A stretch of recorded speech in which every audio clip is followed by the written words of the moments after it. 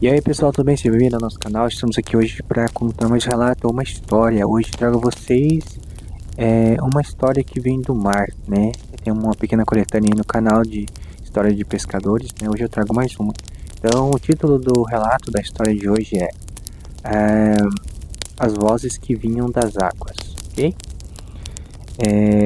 Quem nos conta é um antigo faroleiro, né? Sabe quem é faroleiro? Quem faz o faroleiro? Aquela pessoa que ficava nos faróis. Eu não sei se hoje em dia ainda existe, né? Por conta do advento, né? Da tecnologia aí, do GPS e tudo mais. Eu não sei se existe ainda.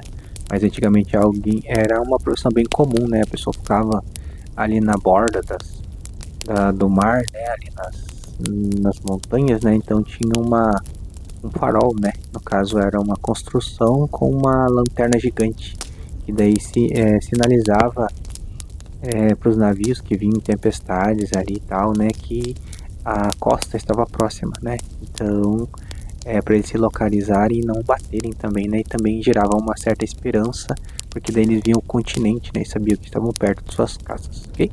Então vamos à história de hoje. Espero que vocês gostem. Começa assim. Eu fui um faroleiro por 26 anos.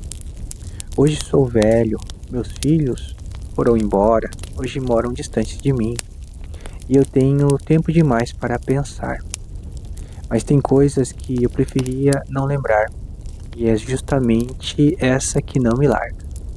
O farol onde eu trabalhava ficava numa ponta de rocha que avançava para o mar, numa costa que não vou nomear porque ainda tem gente de minha família que mora por lá e não quero ter que explicar nada para eles.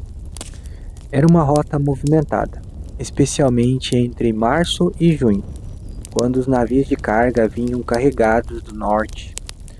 Eu conhecia aquele trecho de água como conheço a palma de minha mão. Cada pedra, cada corrente marítima, cada jeito que o vento fazia e mudava antes da tempestade. Foi no meu terceiro ano que comecei a notar algo diferente. No começo achei que eram pescadores. Na água havia silhuetas perto das pedras, nos dias de calmaria.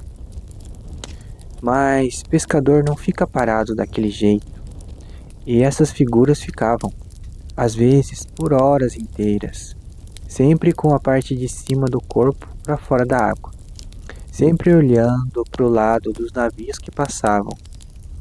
Certa vez peguei meus binóculos e consegui ver melhor. Eram mulheres, ou melhor, pareciam mulheres. Eu desci uma vez para as pedras anos depois, numa tarde que eu as tinha visto de manhã. Não tinha nada, nem rastros, nem pegada, nada que indicasse que alguém tinha estado lá. Só as pedras e o cheiro forte de mar. Com o tempo fui entendendo o padrão. Elas apareciam mais no começo do ano. Apareciam mais quando passavam navios que vinham de viagem longa, aqueles que saíam por 3, 4 meses sem escala. Não sei explicar como eu sabia que a viagem era longa, mas aprendi a reconhecer pelo jeito que o navio está, pelo ritmo da tripulação, que você aprende a ler de longe, depois de anos de observação.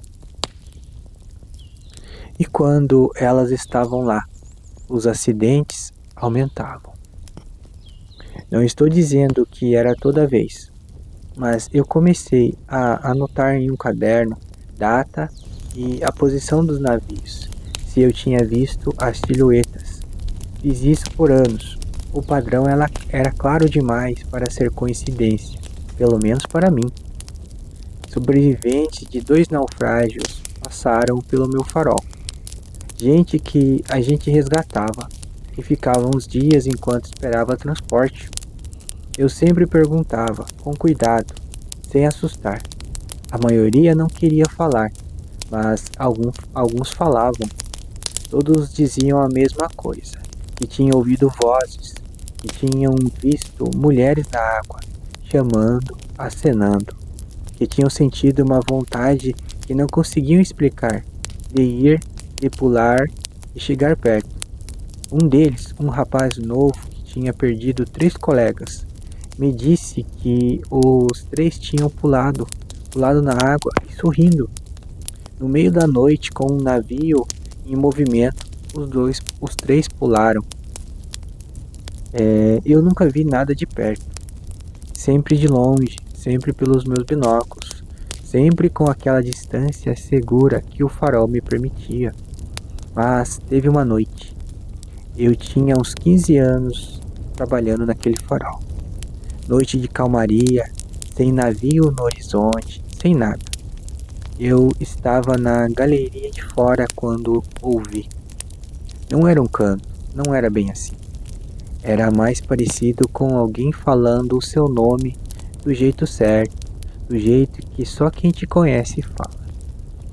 Minha mãe tinha morrido naquele ano, e o que eu ouvi soava como se fosse a voz dela. Eu me aproximei da grade. Não sei quanto tempo fiquei ali.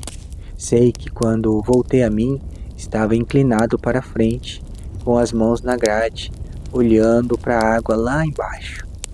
A voz tinha parado, ou eu tinha parado de ouvir, não sei qual dos dois. Entrei, tranquei a porta, não saí até o amanhecer.